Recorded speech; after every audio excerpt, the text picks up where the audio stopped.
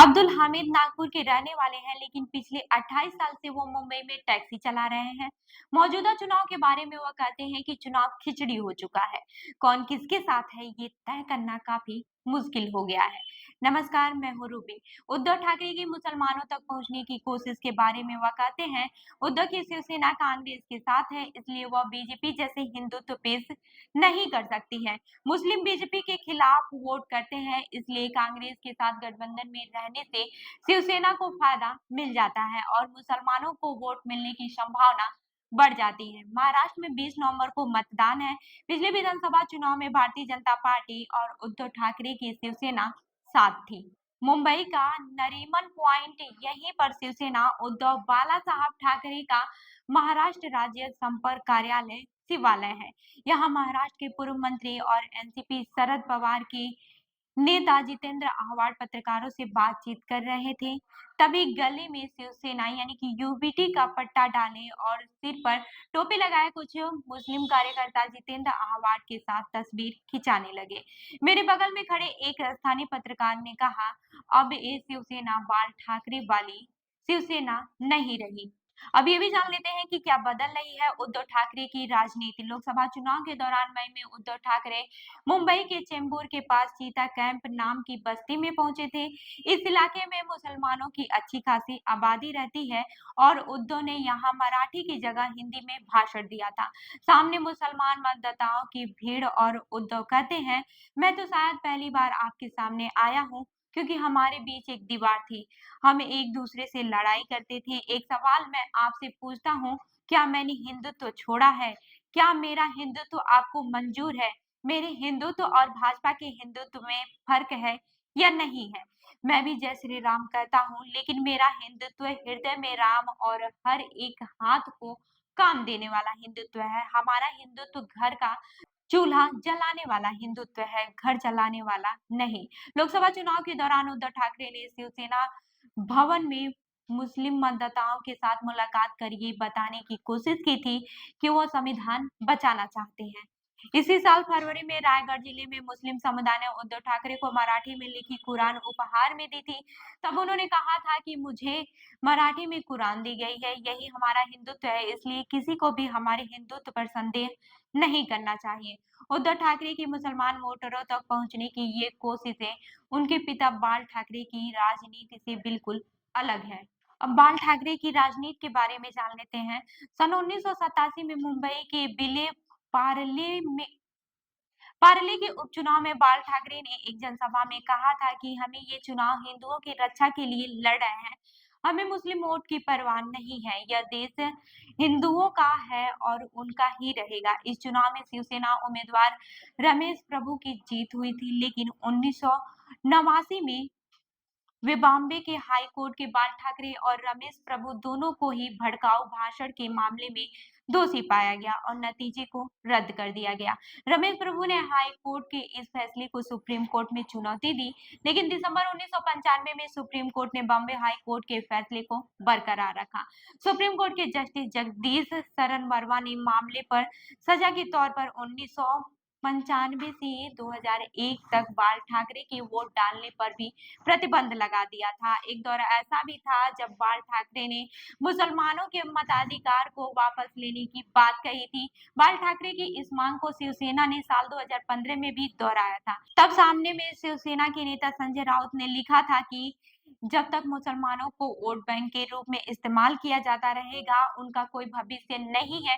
यही कारण है कि बाल ठाकरे ने मांग की थी कि मुसलमानों के वोटिंग अधिकार छीन लिए जाएं।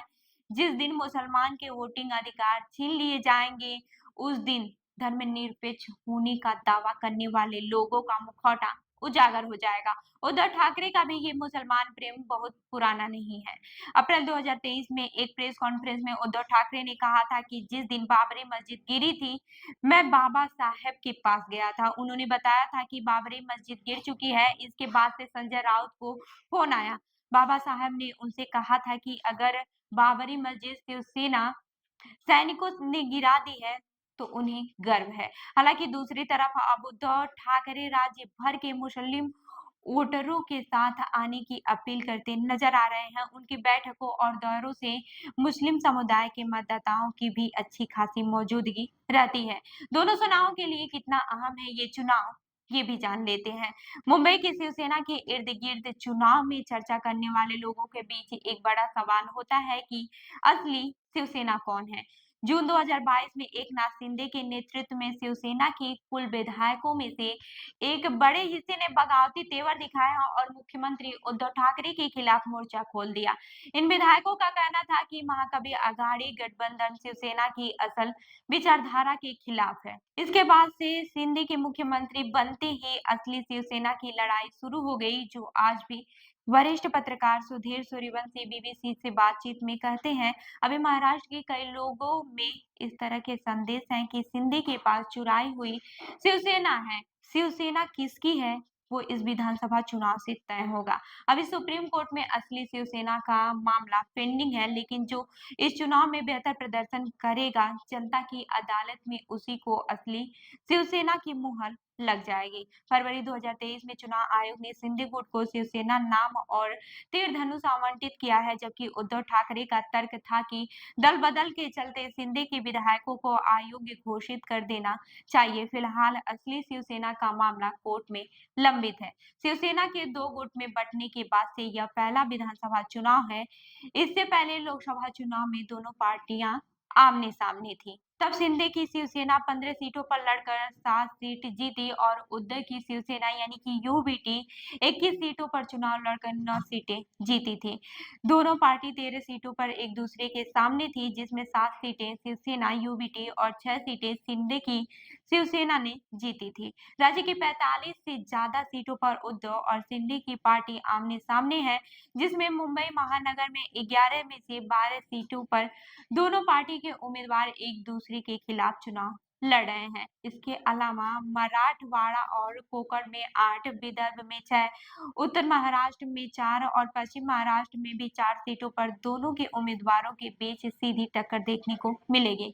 महाराष्ट्र में शिवसेना 94 और एकनाथ शिंदे की शिवसेना के चुनाव चिन्ह धनुष बाण पर 78 उम्मीदवार चुनाव लड़ रहे हैं, जबकि शिवसेना और मुस्लिम लीग एक साथ आए। मुस्लिम लीग से गठबंधन का जिक्र लेखक और पत्रकार वैभव पुरंदरे की किताब Bal Thackeray and rise of Shivsena में मिलता है। वैभव लिखते हैं कि साल 1972 से 73 में शिवसेना ने रिपब्लिकन पार्टी ऑफ इंडिया के साथ मिलकर मुंबई नगर निगम चुनाव लड़ा। हालांकि शिवसेना को मेयर बनने के लिए कुछ सीटों की कमी रह गई और फिर शिवसेना ने मुस्लिम लीग का समर्थन लिया। इसके बाद से शिवसेना नेता सुधीर जोशी मुंबई के मेयर बने। 1970 के दशक में एक बार फिर शिवसेना और मुस्लिम लीग के नेता मंच पर दिखे। मुंबई के नागापाड़ा इलाके में दोनों पार्टियों की मीटिंग हुई थी और उद्धव ठाकरे ने मुस्लिम लीग के गुलाम महमूद बनातवाला के साथ मंच साझा किया था। तब बाल ठाकरे अपने भाषण में कहा था कि अब शिवसेना और मुस्लिम लीग अपने उचित अधिकारों के लिए लड़ेंगे। इस घटना का जिक्र योगेंद्र ठाकुर की शिवसेना पर लिखी एक किताब में भी मिलता है। हालांकि ये गठबंधन बहुत अधिक समय तक नहीं चला था।